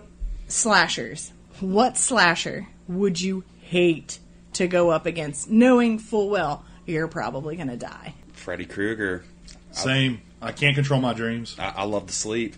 Yeah. See, here's my... Absolutely. It's weird. I don't know if it's like my thing, but in my dreams, I'm usually a badass. Like, saving the day, rescuing people. I've even dated Satan in one of my dreams. Wow. I feel like I could fucking take him. My creepy one would be Jason. The dude is fucking massive. See, that's the one I feel like I'd be okay with. I could take on Jason. I mean, I can outrun him. He goes one speed. It's He's true. steady, but he goes one speed. Yeah. You get out of the woods, you get on the road, you just keep on trucking. I'll look at it like this. All right. In my early 20s and teens, I could have outran his ass. Now, I trip over a log, hurt my fucking back, and await death. So I gotta get out of the woods. I don't even know if he'd kill me. He'd be like, this sad sack of shit laying here in the... I can't. You stay here, let me get everybody else. I'll be back for you. She's pathetic. But I think I'd take Freddy. And the Jason thing is just like the surroundings. You put it in the woods, and it gets extra creepy. Also, like, dude, don't die. Same thing with Mike Myers. Even in Scream and stuff, it becomes a different person. But how, like, these dudes that will hunt you down for the rest of their never dying lives, that would get exhausting. But I'm with Robert. Like, you got Michael Myers, Jason. You fucking jump in a car and you drive across the country. You can't escape Freddy. And 6 years later, you're taking out the fucking garbage, and you get a butcher knife in the throat. That's where I'm going with that. Yeah, it's 6 years later, all right? There's like 6 movies between that. We're good. Yeah, you know, they're catching that shit on the news with the body count rising up as he's moving across country, so we can pack up and keep moving. I mean, yeah. Get an island, you know, Hawaii. Once you can get on a Yeah, plane, but then- try it, buddy. But then it's the future, and they figured out how to extend life, and then you're in space with fucking Jason. Jason X. He has been to space. Jason has been... What a horrible shit show. Yeah, that was a terrible one. That's my honorable mentions of horrible movies there. Jason X. Yeah, definitely. Oh, also Freddy versus Jason. Broke my heart just as bad as Alien versus Predator. I waited for over a decade for both these movies. I thought it was hysterical. I mean, no. It was so funny. It was funny. I wouldn't put it on Alien Predator level, but it was. Yeah, it was. It was definitely it was not favorable to either franchise. No, definitely not. Nobody could say that Freddy or Jason ruined it. Fucking suck. It seemed too bubbly. Like, I don't know. Well, they put a fucking bitch from Destiny's Child in there. True, yeah. It's the same thing they did. And I know what you did last summer. Hey, Brandy. People writing fucking horror movies, stop putting pop stars in them. You're gonna ruin the franchise. So, what creature from a movie would you hate to go up against the most? I know mine. Go ahead. It also goes into my biggest fear. When I think of what scares me when it comes to horror movies, that thing that's always there, like when shit's dark, or you got to get out of your bed when something wakes you up in the middle of the night, or you're walking alone at night, what's in the bushes? That's how I determine what's the biggest fear for me. And what I would hate to go up against, and also my biggest fear, fucking werewolves. I don't care if they got backwards knees or not, although that's extra creepy. Werewolves, man. I can't. If something moves in the bushes, I'm getting out of my car at night, that's always the first thing that I picture. So what creature would be for you guys? Have to be a creature? I mean, or a zombie? Well, it's just, I guess knowing that they don't really exist is what hurts me. Yeah, but like, what if they did? And what they did. But the thing is, there's stuff out there in real life that scares me, like cults. I'd be scared to death of like a group of people in robes coming after me, like in the Paranormal Activities. You know? The other ones or whatever. That would freak me out. That's mine. I mean, like you see creepy. these like 8 girls or 3 dudes and 5 girls or whatever come at me, and they're in robes. And I know I'm getting ready to be a sacrifice. Yeah, what am I supposed to do? I kill them, and the cops show up, and I'm like, well, you just killed them. They were trying to kill me. There's no proof. And then we go back to other horror movies where, like, you get to the fucking sheriff and he's in on the shit. Yeah, exactly. Yeah. They're all in. Yeah, that's where I have a problem. Yeah, I'm going to say cults. Brad? Yeah, the Colts would freak me out. Ghost really wouldn't be a creature, because... I mean, it could be. If you want to... I mean, I know paranormal is your shit. Paranormal absolutely freaks me the fuck out, but if I was just going to go strictly base creature, it's going to be fucking Jaws. Ooh, yeah. That fucking thing is huge and nasty looking, and shit underneath the sea you can't see, and it always creeps me out. Like, I'm a big fan of Shark Week, and consistently they got these shark cams now, right? And they're just creeping the fuck around in the water, and it's not a horror movie. This isn't like man-eating fucking sharks, but when you see just fucking black when you look down, and then all of a sudden this giant fucking 20 fucking foot 1-ton shark comes up out of nothing, it hits you at fucking 40 miles an hour, done. Dead. Is there a shark phobia? I don't know. There's gotta be. Because the guy that used to play Hightower in Police Academy, he passed away a few years back. But he was doing a radio interview I listened to, and he was talking about that he had watched one of the Jaws movies or something, or Shark Week. And he's like, he goes, I walk out of the house, I look at my pool, man, I ain't getting that pool, there's a shark in there. I mean, he's like, oh, black man, staying away from that water. Well, that's pretty much how Shaq felt when he hosted Shark Week this year. Yeah, I don't blame the guy. I mean, if you have a fear and you're like, I know it should be safe, but there's a correlation. Sharks and water. There's water in the pool. Nope, this guy's out. So, Brad's biggest fears, paranormal. What ghost would you hate to go up against? All of them, any of them. Fucking, any of them? Yeah. I mean, Casper, the friendly ghost, would wig me out. I think Slimer would be cool. Slimer, yeah. Slimer would be cool. I could handle Slimer. Besides Slimer, are there any really good ones? I don't think so. Oh, they're all creepy or just premonition ghosts. Slimer's like the coolest. Definitely. I think one of the creepy things is like in Poltergeist, where everything seems like it's just going to be an okay little haunting, and then shit just gets real fast. Mm-hmm. Just anything that's just... it's like giving me goosebumps thinking about it. Like that shit, dude. It's ridiculous. Well, I don't know. Honestly, I feel like, for me, I believe in ghosts. It could be definitely more, like, believable than me being worried about werewolves. But I look at it like this. Like, when you watch the movie with Jack Nicholson, you know, Wolf and whatnot. There's Michelle like, Pfeiffer, right? Yeah. It's not like there's a shitload. Like, just don't go in them woods. There's, like, that one sorry sack of shit just comes across. And then you're fucked. Yeah. I could be out in the woods one day and, like, we're cool, and then we're fucking not. Because there's a werewolf out there. And like I said, it's in my brain. If something moves in a bush... That's what I picture. And there's no like, oh, well, if I don't fuck with it, no. They just kill you. That's it. They don't care to like possess you or take over shit. There's no blood feuds like in fucking vampires and stuff. They're fast as fuck. They can smell you from far away. They can hear you wherever you go. You're just dead. And they go right for the throat. I'd rather somebody bite me on the arm and then I turn into a zombie than some giant fucking werewolf going right for my throat. I'm just... putting that out there. Put it out there, huh? Which also correlates with the creepiest sound I've ever heard in my life. The sound of the werewolves from American Werewolf in London. Oh, that was creepy. Mm-hmm. What's your creepy sound? Creepy sound? Yeah, the creepiest thing you've ever heard that would chill you to the core. I don't remember what movie it was, but it was their idea of what a banshee would sound like.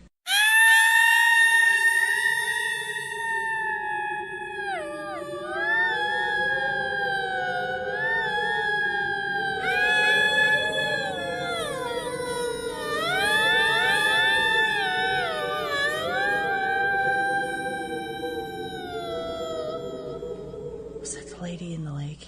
No, it wasn't Lady in the Lake. You know what a banshee is, Lady right? in White. Yeah, actually, if you look it up on YouTube, which we'll try and find some links to this, there have been and this is all fucking in Ireland and shit, documented sounds on YouTube of people being in the woods and like, what the fuck is that? Real life banshee sounds, or what they could say is like sightings of Bigfoot. Is just some horrible shit. Yeah. It is some horrible shit. I mean, Kings Island has their banshee noise, you know, when the ride's going and whatever, but I can't remember the movie, but it was just such an eerie sound. And in the movie, they were talking about what a banshee was, and I was younger at the time. I don't know, what's a banshee? And I looked it up, and I'm like, oh my god, that's scary, because the idea, if you ever hear a banshee, you or someone in your family is going to die, or I'm something. going to look this up later, because is. this sounds familiar as hell. I can't remember what it is. But I'd say another one, there was a movie we watched not too long ago, I can't remember the name of it, but it had Wendigos in it. Wendigos. Wendigos, yeah. It wasn't Until Dawn. It was another movie. It was a movie we watched, not that game. And they made a noise outside that church with that guy from. Are you sure it wasn't the game, The Last of Us? No, it was not the or Last Until of, Dawn. Until Dawn. No, there was a movie we watched. It had the guy from The Strain in it. Remember the rat inspector, and it had the chick from Rules of Engagement in it.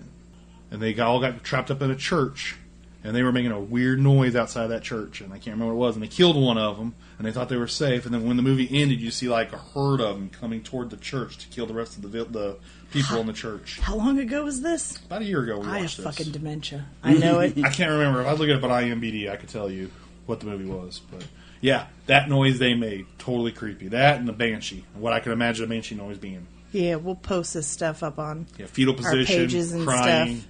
See all thumb in my mouth, crying. Creeped out. Brad, do ghosts make noise? Banshee, there it goes. There's spirit, right? I think in fucking horror movies, the silence before, like just the dead silence is the creepiest sound. It's no sound at all. Some louds. Yeah, I got it. Or that track. It's classic. It's fun to do, but it doesn't personally creep me. But if I hear it out in the friggin' woods, this guy's running. Just putting it out. I'm getting on the road, taking off. Catch me later, Jason. And if any of our friends are hanging out in the woods making those noises at us on purpose, your bitch ass is getting left. I'd take no chances. So if you were writing a horror movie, speaking of sounds, and you needed like a creepy ass narrator for your movie, who would you pick? What is this, like an actor or whoever? Yeah, an actor. What was the question? If you were writing a horror movie and you needed a creepy voice from an actor gotcha. to do the narration, who would you pick? I know mine. His last name's like Todd or whatever, the guy that played Candyman. Ooh, that's a good one. Yeah. He's good, especially in Final Destination. I loved his voice. He's got the creep shit. For me, anyway. I would definitely choose him. This is tough. I can't think of anyone. Like, Morgan Freeman just keeps popping in my head. Well, because the man's got a beautiful Tony voice. Todd. Tony Todd. I told you he had two first names. You're right. Tony Todd. He would be my narrator. I keep thinking, who is it that narrates, what is it, Fallout 1 or Fallout 2? Ron Perlman. Ron Perlman. He's got a good yeah, one. Yeah. Yeah, I mean, Vincent Price, man. Classic. I mean, I wish somebody had all like his sound bites put together so you could still use his voice for creepy movies. I would totally use Vincent Price to do a creepy movie for me, or creepy storytelling or something. That voice, I always associate that with just the creepy stuff. Vincent Price is a shit, but had he not been dead, my first choice would have been Leonard Nimoy. I know that sounds weird, but there was this special on TV once where he was reading Edgar Allan Poe stories. Oh, the man had some creep. Oh, yeah, I mean, when he was the voice of one of the Transformers, I can't remember when he was like the head Transformer and he betrays the Autobots. Oh, the Fallen or whatever? Yeah, whatever it was. Yeah, I mean, I was like, man, that sounds like Spock. And I mean, it was. And I'm like, it was grasply, you know? I mean, it had like a gurgle to it. I was like, that's just creepy. But yeah. See, that's why I like Tony Todd. He's got that bass. He's got that bass. So what is your, I mean, I know mine. What is your biggest disappointment in a horror movie ever? You were looking forward to it. You went in the theater. You're like, creep shit. And then it let you down. Mine's got to be the Nightmare on Elm Street remake, because they were rebooting, and I was really pulling for it to get rebooted, and I just did not like the way Freddy looked at all. See, mine's Really? Freddy versus Jason. Again, I waited, and I waited, and I waited, and it wasn't, I mean, the end where all of a sudden they're there together in the cabin, and it's on fucking fire and shit, and I'm like, yeah, finally! And it didn't even last that long, the fight. Yeah. And I get the movie couldn't have been all fight all the time, but it could have been more. Definitely needed more than all the human stories. Yeah, the you human know? aspect. Yeah. Biggest disappointment, 13 Ghosts. Oh, I kind of like that one. I love the premise of the movie, but I felt like... I'll get Matthew Lillard. Yeah. Yeah, him and the Tony Schwab, whatever his name is, the dude from Monk. Monk. Yeah. I mean, it started off so good, but the way they explained the 13 Ghosts, I just felt like, oh, there was so much potential here. I think Yeah. What did you do to me? the house itself, all the glass, perfect. I didn't even think it was so much casting. They rushed the ghost part of it. I think so, too. They were like, there's this ghost, and then she's reading from the book, and then this ghost, and then this ghost, and the fucking evil Zodiac, and blah, blah, blah. And then, boom, movie's over. The ghosts look cool, too. Yeah, they did, too. Oh, yeah, they did awesome. The special effects were cool, but the I dude want with the some- hammer, you know, sledge, or they They called him the Hammer. I mean, Yeah. that was awesome. There was if they'd have concentrated on the ghost instead of like the first 6 hours of the movie being about how fucking depressed he was that his wife died in a fire. She's coming back. She's one of the ghosts. Just fucking move on. Tell me about the ghosts. That's where I'm here. And the Juggernaut dude, bending Matthew Lillard in half. That was fucking cool. So that Wendigo movie we watched was called Dark Was the Night. Dark. I have dementia. I've got it as well. I don't remember a damn thing about that movie. I That's 100% why my have dementia. smartphone is smart. So if there was a horror movie that you saw a long, long time ago that could be remade today, or one that sucked, came out semi-recently that you know somebody else could do better with it, what hopeful remake would you have for horror movies? Now, we all have a disdain for most remakes. I know we do. I mean, it's Yeah, like, they don't need to reboot that. They don't need to remake that. Don't need But to I do reboot feel shit. like there's like a time where it's like, I won't say 13 Ghosts needs to be remade, but it's like, if there's a level of disappointment, like, God, if they could just do this instead, it could have been so great. There's got to be some everybody's thinking of. Like, I like Kingdom of Spiders. It's been long enough. I could see a remake of that being done, but I think the remake would be horrible, so it'd fall into the realm of current remakes. I don't know what I would think. I don't know either. I mean, it's rough. But Sometimes I would have to have creative fucking control. I'd like something along the lines like Constantine, where it's like all cult based and you got this dude that's, all involved in it out and about. But I guess there's a lot of those, but I love that shit. Yeah, that would be cool. I mean, one series of movies, I think it's a trilogy, Phantasm. Oh, yeah, dude. I mean, I got lost. I've watched them all, I think, thoroughly, and I still don't understand the entire premise. I really feel like that it could be done better so somebody can have a good understanding. The tall man, how's the ice cream guy the hero? I mean, it doesn't make sense to me. Mm-hmm. I think Phantasm could definitely do a remake with the right direction, production, actors. It would not be easy to do, but I totally think Phantasm could be done. I agree. I like that. So, all these horror movies, we haven't talked about gore yet. What's your best gore? The most amusing, and again, just like the whole, biggest fear, what's the gore that got you? Like, you had to put your hands over your eyes, but you had to look. What is the gore that got you? Coolest gore in my book, and it's because they were smart the way they did it, was Dusk Till Dawn. So, Quentin Tarantino, I mean, his very early movie, he wanted to be profound, and they're like, oh, you can't do this much blood. And they're like, why? He's like, well, the censors aren't going to have it. They're not going to let that fly. And he's like, what if the blood was green? I'm like, blood's not green, blood's red. If it's green, no one's going to say anything. So he made all the vampires blood green so he could just have all the gore and all the blood all over the place. There was a shitload of green. And it was a bunch of green everywhere coming from Selma Hayek and everybody else. And it's just like, oh my God, there's so much. But, of course, the censor's like, well, it's not real blood. It's comical because it's green. So, super smart way to do it. So there was a ton of gore there. So, for me, I had to pick between two, and they were both, mutation creations, kind of, where things are melding into each other. My runner-up was in Slither. A lot of people haven't seen this movie. You fucking should. It has one of my most funny moments in a horror movie ever, and one of my creepiest. All these bodies are laying down naked and forming together and stuff, and there's weird body stuff. But I think my favorite is the 1982 version of The Thing. When it comes out of the fucking huskies. When it comes out of the dogs, and there's the creepy dog head, absolutely. and the branches of it and shit, and then even when that dude's head walks off with the fucking thing sticking up, that movie was good. Probably gored me. Not even a lot of blood, but that movie. And then the chest cavity that opens up and fucking snatches dude's arm up with funny fucking story. How they did that was, it was the actor, the stunt double, he was a double amputee. So they made these fake arms and attached them to him, and when he went to go give the guy CPR and the mouth and the chest opens and the hands go in, the mouth bites down on it, and the dude with no arms, the WMVT guy, just pulls back, and the fake arms are in there, and this dude just naturally has no arms. Wow. I was like, okay, wrong, but not wrong. That guy got a paycheck. Yeah, it just shows everybody can be employed. Yeah. Anybody and everybody can be employed, so... But yeah, y'all people that ain't got a job, you can find one. I promise. That guy did. Yeah, and if you got no arms or legs, look in the horror section. Absolutely. You can make some good bank. That guy that's in all the horror movies that played that ice cream truck guy and the contortionist. I can't remember his name. The Abe Sabian from the Hellboy. That guy, he's in fucking everything. You know he makes bank. Oh yeah, he does. And he is a creepy looking dude. Yeah, just like Tiny Tim.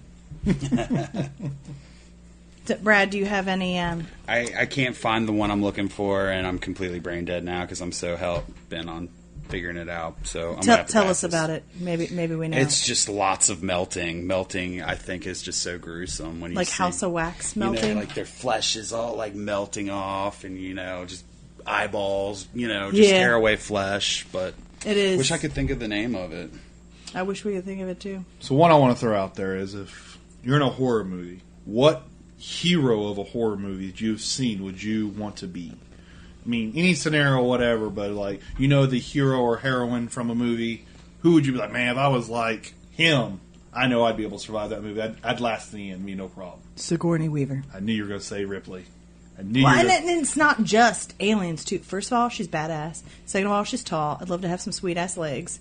And, in the movie Copycat, where the serial killer copycat's after her, she, whoops his ass at the fucking end. She's just whooping ass all over every genre of every movie ever. So, Sigourney Weaver. She relies on Bill Murray to save her life in Ghostbusters twice.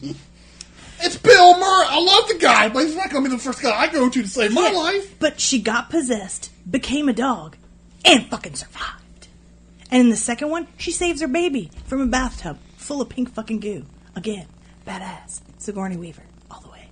Maybe as Ripley, not as Sigourney Weaver. Well, I mean, and just Ripley, too. Even with all her other movies, just Ripley, man.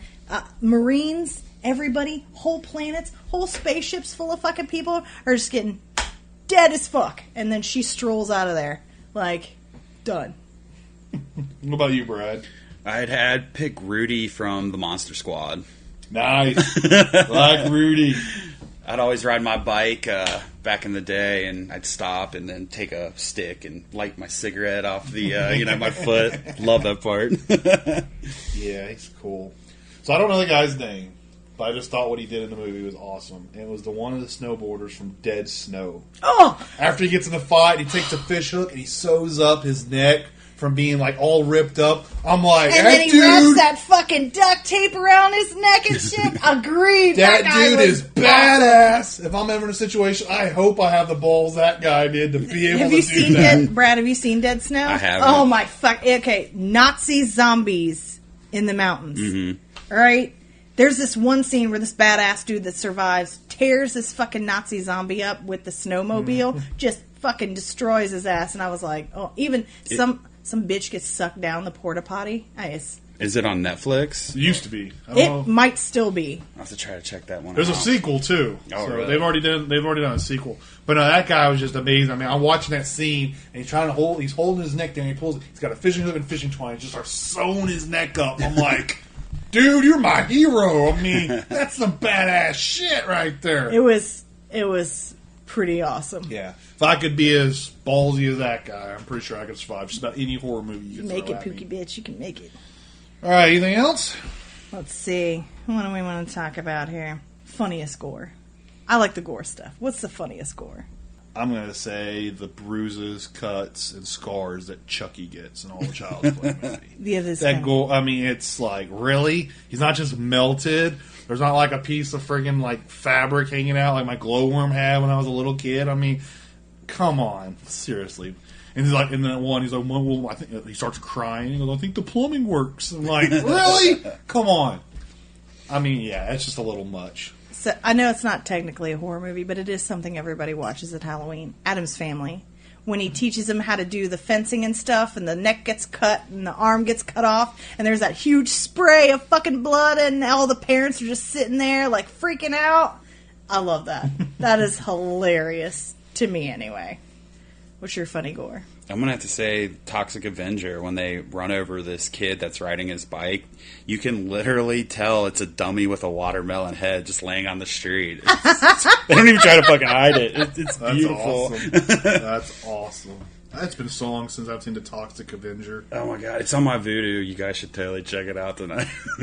We may have to watch that and Killer Clowns from Outer Space. Because Toxic Avenger and Chud, Cannibalistic Humanoid Underground. Oh, Railroad. yeah. I mean, it's just like, oh, so bad. What is it? The Killer Tomatoes? Oh, yeah. I That was remember pretty those. bad. Yeah, the cartoon was George cool. Clooney special. He was like in the third one, I think. So, Tack. Remember the cartoon? Yeah. Tack and Killer Tomato. yeah. Funny dudes for me. Critters, man. Critters rules. They're just awesome as well as funny. What dude was in? Wasn't that Bowie or? No, it was Leonardo DiCaprio was in one. shit. Oh my god. No. Billy Zane. In Critters? I thought it was a rock star, one of the guys on the spaceships. Hold on. Oh, there was, but Billy Zane was also in it. He was in the first. Was he? Yeah. Have you I know guys? DiCaprio was like in the third one or something. Billy Zane was like in 2 of them. I love Billy Zane in Demon Knight. And Fucking love total that honorable movie. mention right there. I love Demon Knight. Dude, one of my all-time favorites. Yeah, Great. Tells him the crypt, man. I mean, Yeah. just all the little stories on HBO were good, and then when they started doing movies, I absolutely loved that one. I mean, it was just so well done. Billy Zane, just a cocky guy that he was. They could bring that back. Mm-hmm. I'd be happy with I- that. There was They- rumors that yeah. Shyamalan was going to. They were But supposed M. to. Night, though? I mean, he had some great ones in the Village. Just to have the Crypt Keeper back on Saturday nights would just be such an amazing and they thing. would have to keep it like, I don't know. I love my instant gratification. I love a season comes out of a show and I binge the shit out of that in 1 or 2 nights. Mm-hmm. But I kind of almost like the idea of waiting for it every week, especially if it's going to be a different story every week. Yeah, I don't know why they were in like development and then it just got shut down again, which is a fucking shame. That would have been so Well, they great. did that with Ash versus the Evil Dead. They were like ready to go, and they're like, "You guys don't get a 3rd season." I'm like, "Well, fuck off." I know. What the hell, man? What are people watching? This is good shit. Fucking Twilight gets like 6 fucking movies. Billy Zane was not in Critters. He was not? He was not. Who is it? Who's the guy with the black hair? I don't know. Because they all look old here now. Yeah. They got Terrence Mann, Don Keith Opper, Scott Grimes, Let me see. Ian Wallace, Let me see. Look, Billy Greenbush. I've Billy got Greenbush. Oh, Billy. there's Billy Zane. I got fucking dementia. That ain't fucking Billy Yeah, that's Zane. what I'm saying. That's not Billy Zane, is it? Hold on. That's not the. Well, shit, it didn't show up on his filmography. Yeah. It don't No, look here like- he is. You just have to hit the over arrow. No, I went to his filmography and he wasn't reflecting Critters on here. Kate Winslet? There it in is, right after Back to the Future. Steve Elliott. He's only in one of them, though. Yeah. I don't know what I was thinking with David Bowie being in there. I've gone full So I retard. take that back. I apologize. Yeah. We're going to duke it out later. Pookie bitch. Bert. All right, guys, we're going to wrap this up. I didn't think we were going to talk about horror movies for over a fucking hour, but apparently we can keep going. So we're going to keep going while not recording because we're going to watch some of this crazy shit that we talked about tonight. Anything that we recommended that you should watch, you just should. We're reputable as hell when it comes to movies because I have an apple bottom shaped ass because of how much fucking TV I watch. So, Anybody to thank for our music? well, we got all of our music off of Purple Planet. Definitely go check them out if you guys are starting a podcast. And if you'd like to ask us anything, because this is our first go-round, or comment, tell us what pieces of shit we are, or how awesome we are, you can find us on Instagram, on YouTube, Facebook, Twitter, just Potty Mouths. That's all you need to remember. Potty Mouths for the rest of your lives. And this is Stephanie. That's Bert. Brad. And we will catch you guys in the next pod. Good night. Bye.